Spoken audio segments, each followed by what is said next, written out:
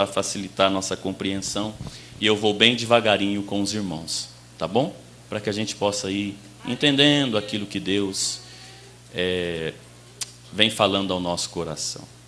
Estamos em 1 Samuel capítulo 1, 1 Samuel capítulo 1, até por volta do capítulo 8, é o encerramento de um período em Israel, que é o período dos juízes. O período dos juízes começa assim que Israel entra na terra prometida. Quando Israel entra em Canaã, terra prometida, são repartidas as terras, fica um pedaço para Judá, um pedaço para Efraim, um pedaço para Issacar, um pedaço para Zebulon, etc. e tal. Só os levitas não têm terra, porque Deus disse, os levitas são meus, então deixe eles comigo. Mas, quando são repartidas as terras, cada um vai para o seu canto, cada um para a sua cidade. Não tem mais o tabernáculo, mas também ainda não tem o templo, então tem um tabernáculo fixo. Israel não sai mais, a nuvem não move mais, não tem mais coluna de fogo, não tem mais coluna de nuvem. E Josué capítulo 5 dá uma notícia interessante: o maná acabou. E eles entram na terra, tem que tratar a terra, cuidar da terra, conversar com a terra, entender a terra, plantar, esperar, colher. E eles vão vivendo ali.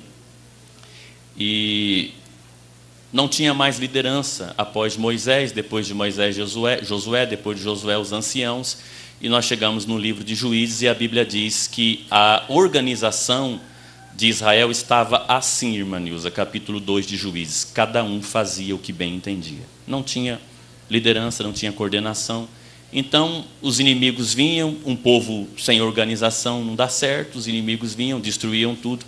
Deus foi levantando homens e mulheres que a Bíblia vai chamar de juízes. Tem mulheres como Débora, por exemplo, tem homens como Baraque, Gideão, Sansão. E nós chegamos em Eli, no capítulo 1. Eli está velho, avançado em dias. Eu gosto muito dos termos que a Bíblia usa para falar de alguns assuntos delicados, né? A Bíblia podia simplesmente falar ele estava velho, mas a Bíblia é elegante, fala assim, avançado em dias. Eu acho bonito o jeito da Bíblia trabalhar, né? Labão tinha duas filhas, Raquel e Lia. Raquel era bonita, Lia era feia, mas a Bíblia não fala que ela era feia. Samuel, tem um nome bonito para falar disso. Como é que fala? Pano de fundo.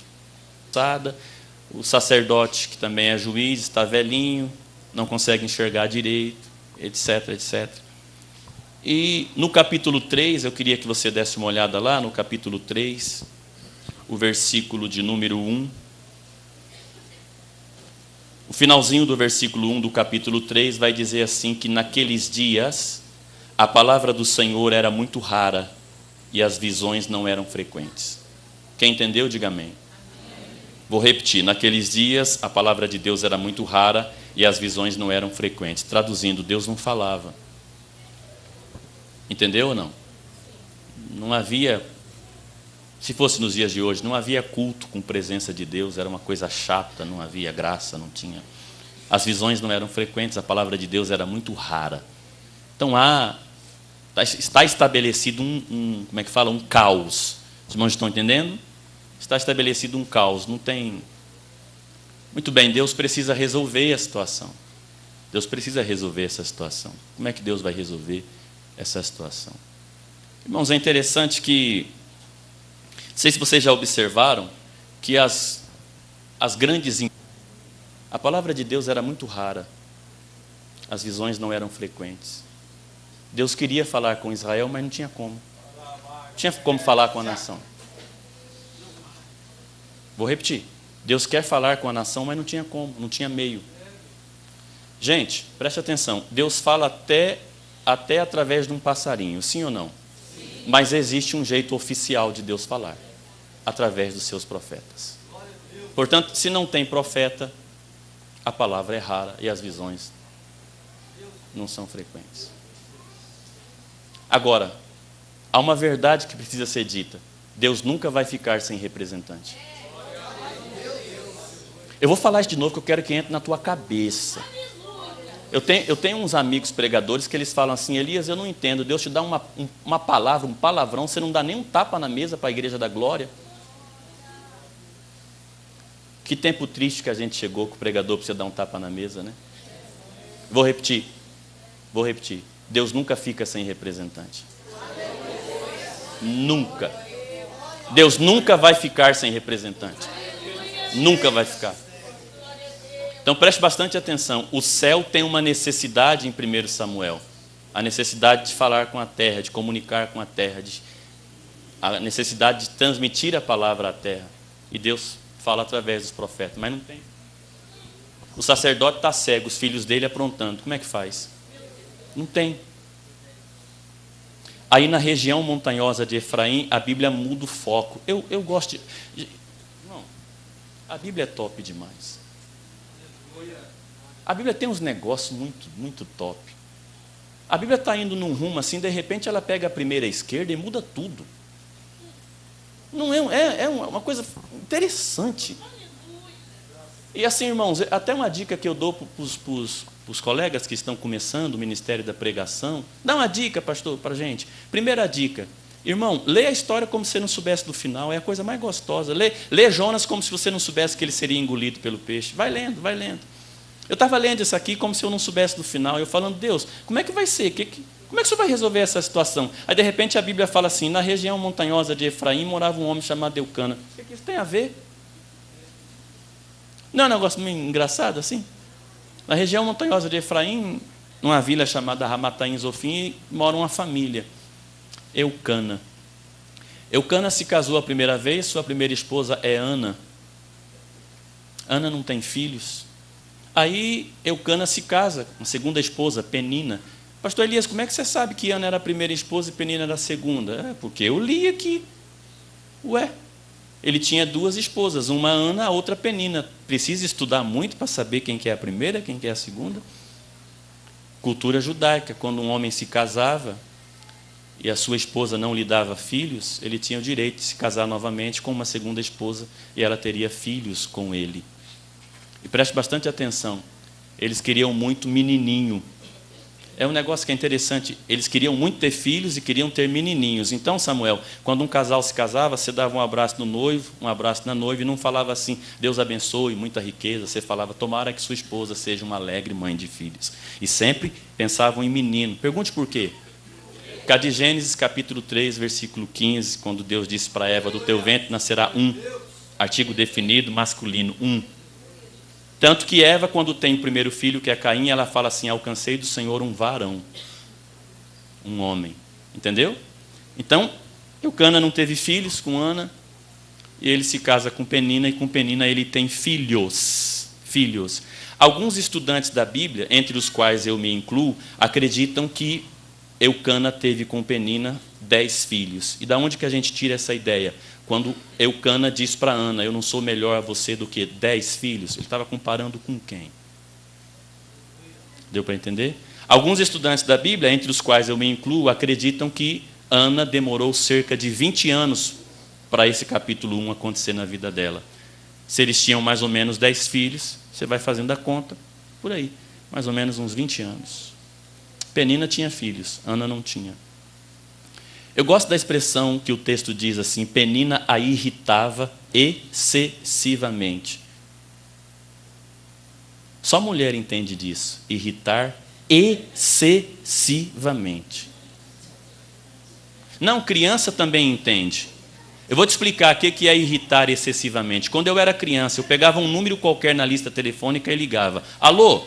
Oi, alô? O Jorge está? Não, aqui não tem nenhum Jorge. Ah, desculpe, foi engano. 5 minutos depois eu ligava de novo. Alô, eu queria falar com o Jorge. Moço, aqui não tem Jorge.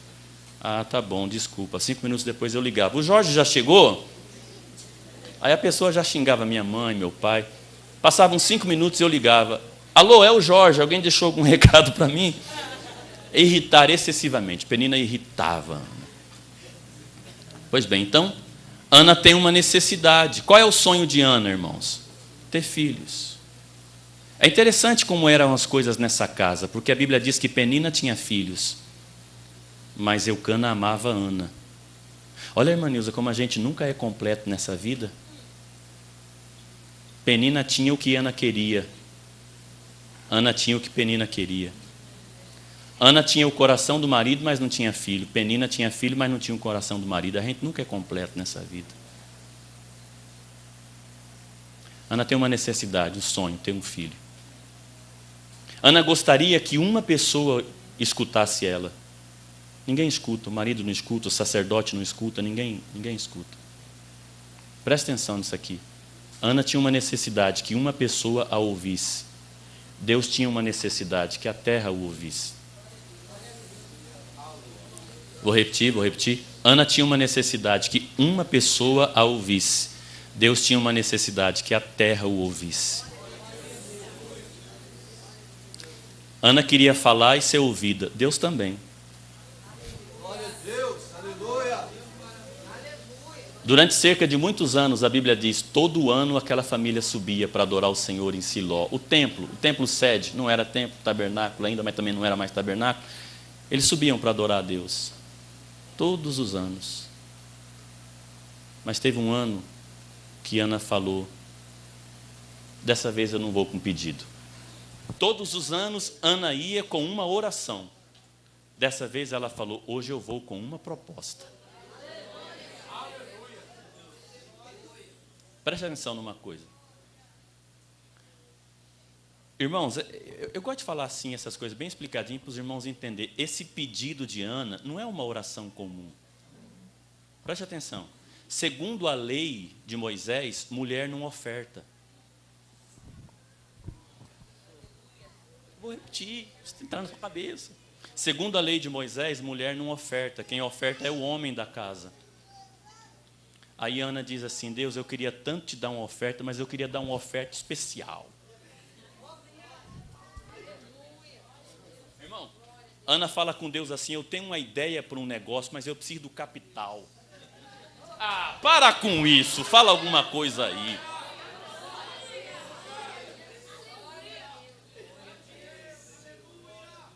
Ô Deus, eu tive dando uma olhada e vi que o céu tem uma necessidade. E eu tenho uma ideia, mas eu só conto numa audiência. A gente pode conversar. O sonho de Ana, que uma pessoa ouvisse, o sonho de Deus, que a terra ouvisse. Tudo que Ana precisa, um filho. Tudo que Deus precisa, um profeta.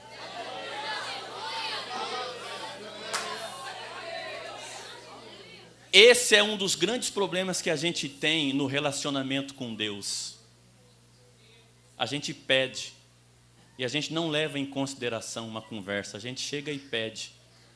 Se hoje Deus virasse para você e para responder o que você tem pedido, Deus te fizesse a seguinte pergunta: para quê? O que você responderia? Senhor, eu preciso de um carro melhor. E Deus perguntasse: para quê? E lascou. Para quê?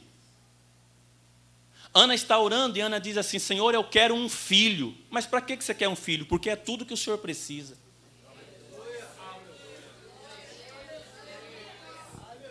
Deus, eu tenho uma proposta de negócio contigo, só que eu não tenho capital. Levanta assim sua mão. Deus vai investir no teu sonho. Deus será o patrocinador dos teus sonhos. Deus será o patrocinador da tua vida. Deus será o patrocinador dos teus sonhos. Deus te dá um valor que ninguém é capaz de te dar. As pessoas olham para você e elas têm uma coisa, nós temos uma coisa de olhar e ver a aparência. Todas as vezes que o diabo vai negociar com você, ele vem com o teu passado como carta na manga. Pode observar, irmão. Deus, toda vez que ele vem negociar com você, ele vem trazendo o futuro. A lição de Ana, que fica para nós esta noite, nesse nosso primeiro encontro, nesse nosso primeiro momento, é o que Deus leva com o que você está propondo para Ele.